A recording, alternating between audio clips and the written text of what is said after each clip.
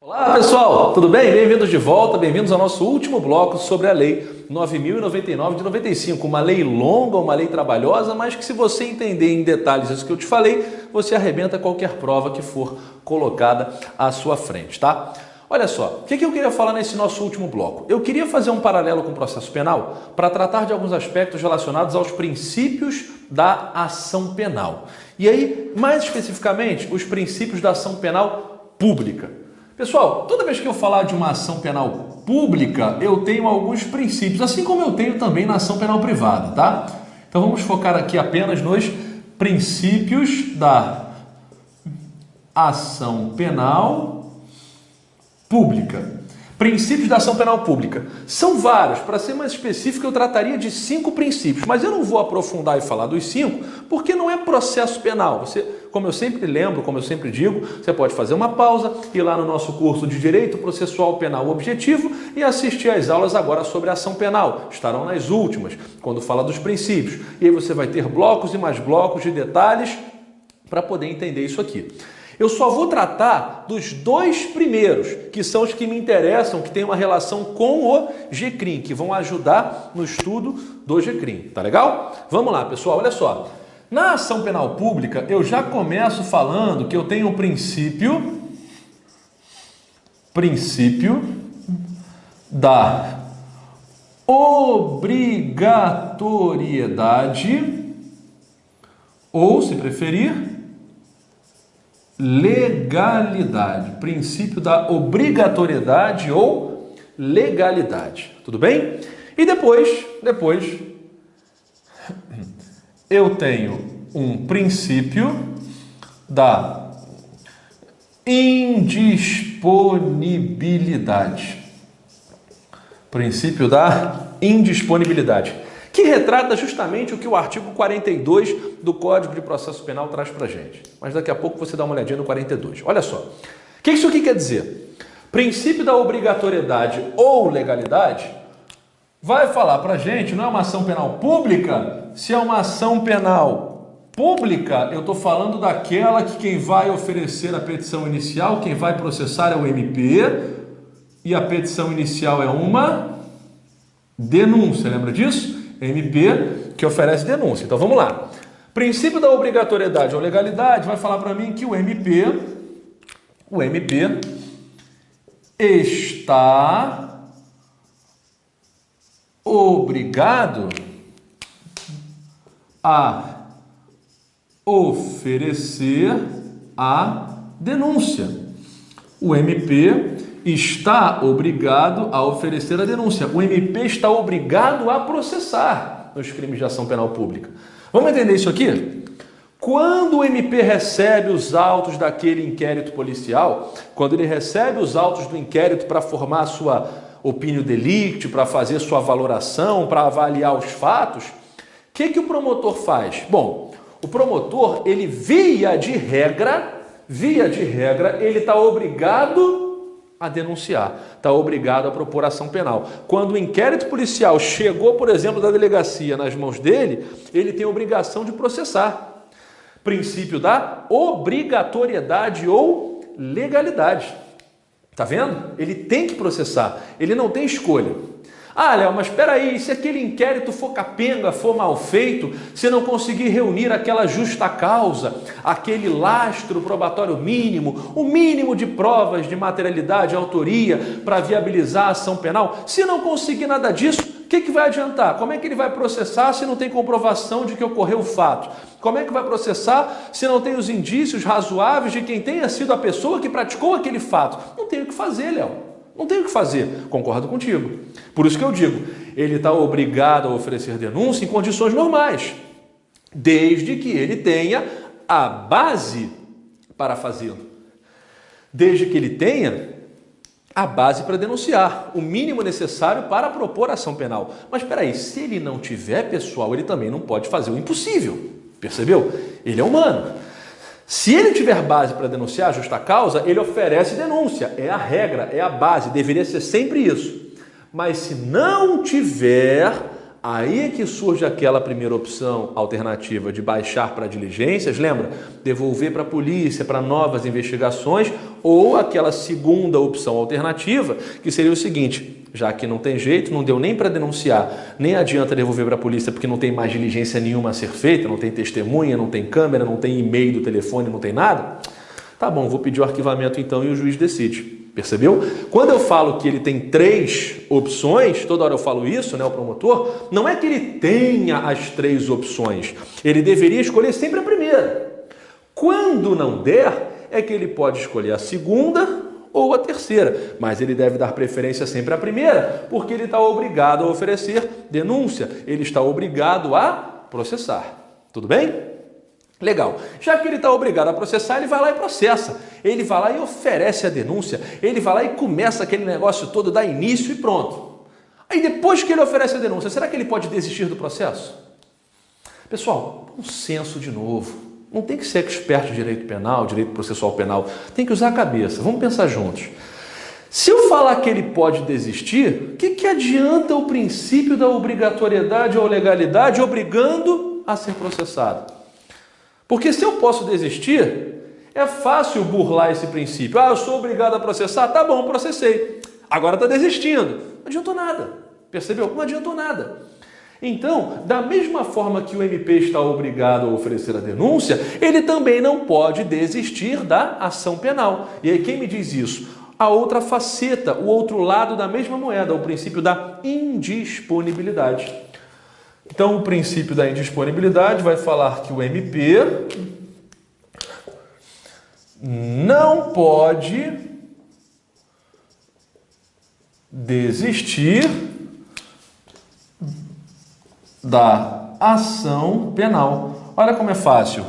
O MP está obrigado a oferecer a denúncia pelo princípio da obrigatoriedade ou legalidade e o MP não pode desistir da ação penal pelo princípio da indisponibilidade. Aliás, pelo mesmo fato de não poder desistir da ação penal, ele também não pode desistir do recurso interposto, que alguns chamam de princípio da indesistibilidade. Mas enfim, isso não é importante agora. O importante é que ele não pode desistir também da ação penal. Pronto, essa é a base. Eu falei que são 5 princípios, mas são esses 2 que chamam a minha atenção. Aí você pode estar se perguntando assim: o que isso tem a ver com o GCRIM? Mais uma vez eu faço essa pergunta a você, Léo. Qual é a relação disso aí com o GCRIM? O que isso tem a ver com o GCRIM? Por que você está falando disso? Aí eu te respondo. Eu estou falando disso por um motivo muito simples. Vamos pensar no GCRIM? Vamos lá. Vamos lembrar das medidas despenalizadoras? Composição civil, representação, transação penal, suspensão condicional do processo. O que isso traz na minha cabeça? Olha só. No GCRIM, você lembra que o promotor ele tem a possibilidade de oferecer a transação penal a você? Lembra disso que a gente acabou de falar alguns blocos atrás? E o que é a transação penal? É um acordo entre o autor do fato e o Ministério Público, em que o Ministério Público fala: eu não vou te processar, vou deixar isso para lá. Mas em troca, você aceita uma pena restritiva de direitos ou uma pena de multa. Fechado, toca aqui. É isso, né? Então, pessoal, mas espera aí, quando o Ministério Público ele faz a transação penal, ele diz que vai deixar de te processar.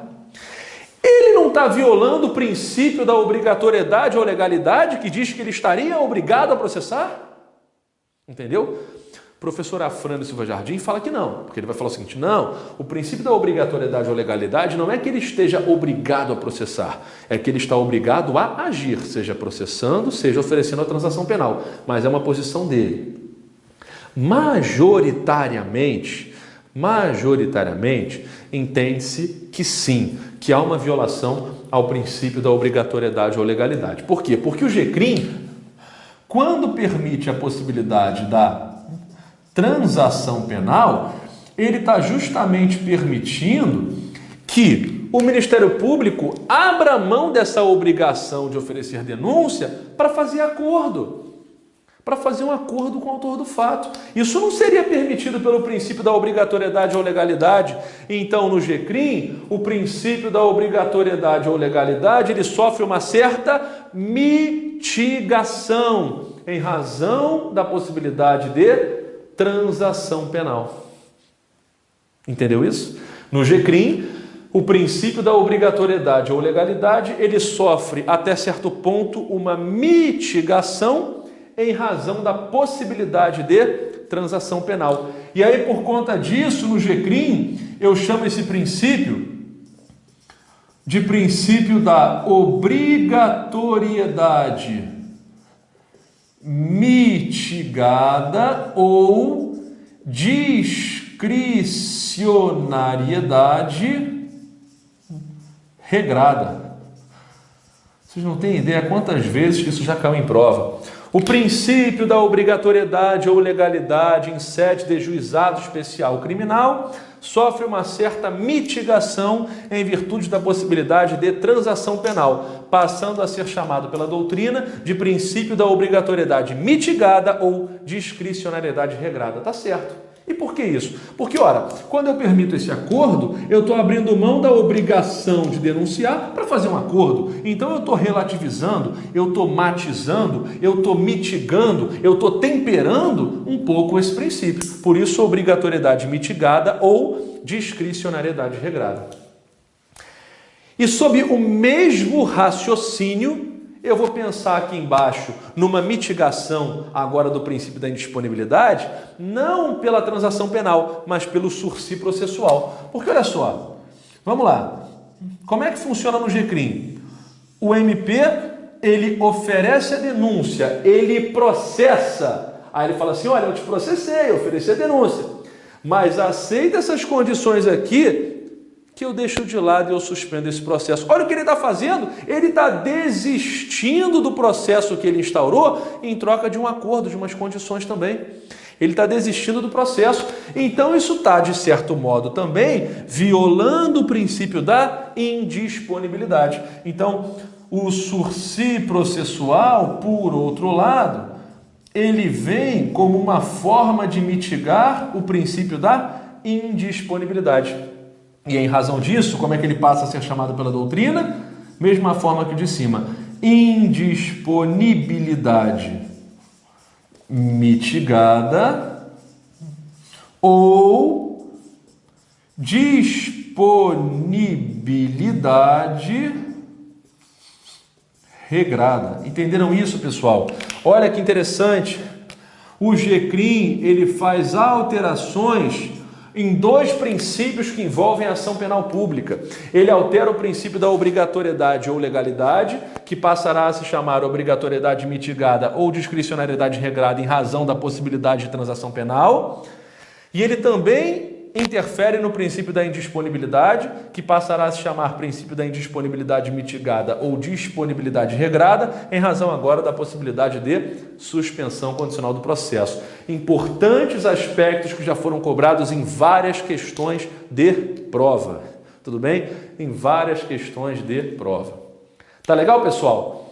Pessoal, então é isso. A gente fica por aqui.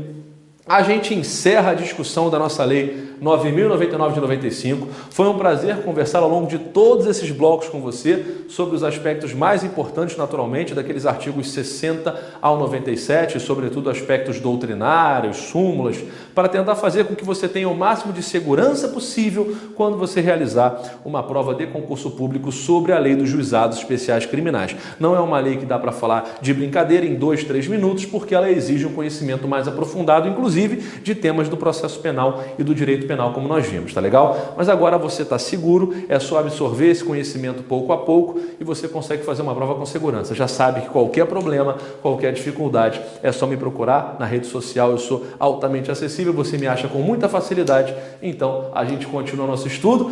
Um bom estudo, boa sorte e até a próxima. Tchau!